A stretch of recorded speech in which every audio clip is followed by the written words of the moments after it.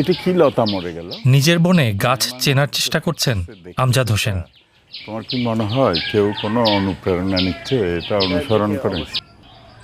বাংলাদেশের দক্ষিণাঞ্চলে চট্টগ্রামের মিরসরাইয়ে তিনি এই মিয়াওয়াকি বন গড়ে তুলেছেন। মাত্র 2 থেকে 2.5 বছর আগে প্রায় 4000 বর্গফুট জমি গবেষকদের সহায়তায় এই বনের উপযুক্ত করে গড়ে তুলে 120টিরও বেশি দেশি গাছ লাগান তিনি ও তার দল।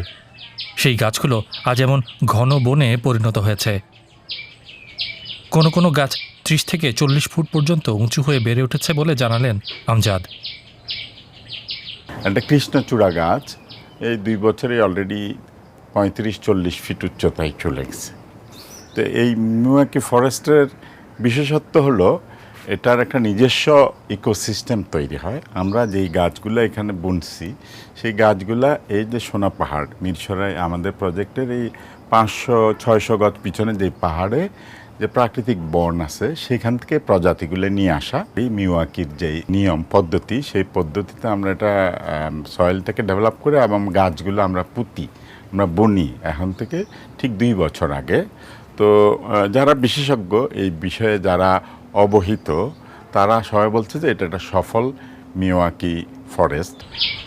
স্থানীয়ভাবে এটি বাংলাদেশের প্রথম মিয়াওয়াকি বন বলে পরিচিত। জাপানের উদ্ভিদবিদ আকিরা মিয়াওয়াকি এই ধরনের বনের প্রবক্তা।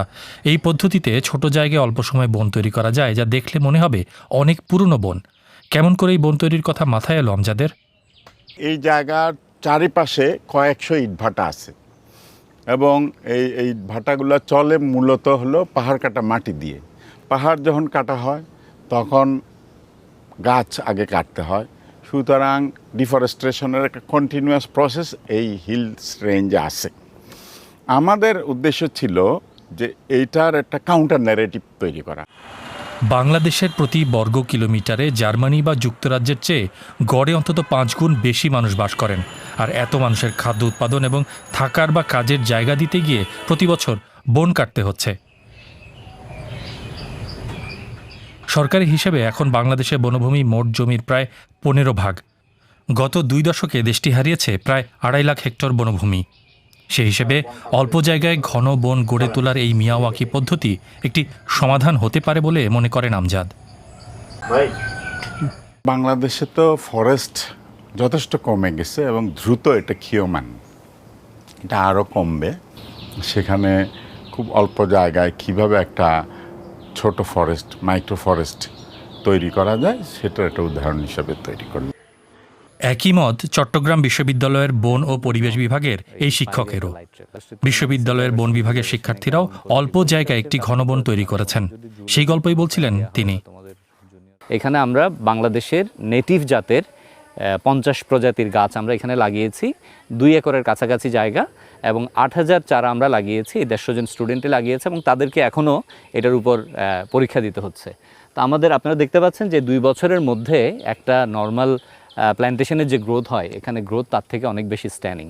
এবং আমরা দেখতে পাচ্ছি যে এখানে প্রচুর পাখি আসছে, নিচে বন্যপ্রাণী বা শূকর আছে, তারপরে আমাদের সয়েলের যে ময়েশ্চার, নিউট্রিয়েন্ট, অর্গানিক ম্যাটার এগুলো হয়েছে। এই ফরেস্টটা আমাদের কাছে একটা রিসার্চ প্রজেক্ট হয়ে গেছে। এই উদ্যোগটির অর্থায়ন করছে যুক্তরাষ্ট্রভিত্তিক একটি জাপানি সংস্থা। মূল উদ্দেশ্য হল পরিবেশ থেকে কার্বন শুষে জমা রাখা। তাদের লক্ষ্য এই বনায়নের মাধ্যমে পরিবেশ থেকে 100 টন কার্বন শোষণ করা। সরকারি স্কুল, সরকারি কলোনি, বিভিন্ন জায়গায় হয়তো এরকম ছোট স্পেস আছে গাছ লাগানোর জন্য।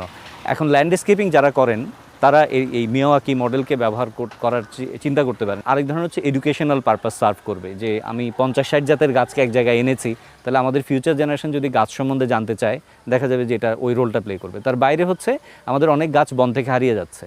তাহলে এখন আমরা যদি কনজারভেশন করতে চাই, এটা যদি গোটা বাংলাদেশে এরকম ছোটো ছোটো মিয়াওয়াকি ফরেস্ট করে যদি আমরা এই গাছগুলোকে গোটা বাংলাদেশে ছড়িয়ে দিতে পারি, তাহলে দেখা যাবে যে আমাদের ওই লস মানে বায়োডাইভার্সিটি কনজারভেশনের যে রোলটা এটাও আমরা এনশিওর করতে পারবো।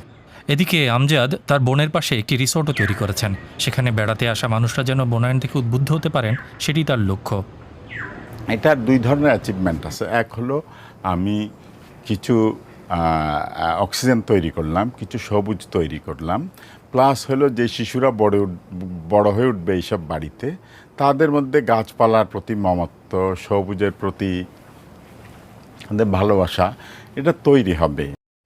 বাংলাদেশ সরকার ২০৩৫ সালের মধ্যে বনভূমির পরিমাণ এখনকার ১৫% থেকে বাড়িয়ে ২০% করার লক্ষ্য নির্ধারণ করেছে, আর বৃক্ষ আচ্ছাদিত ভূমির পরিমাণ 22% থেকে বাড়িয়ে 50% করার পরিকল্পনা করেছে।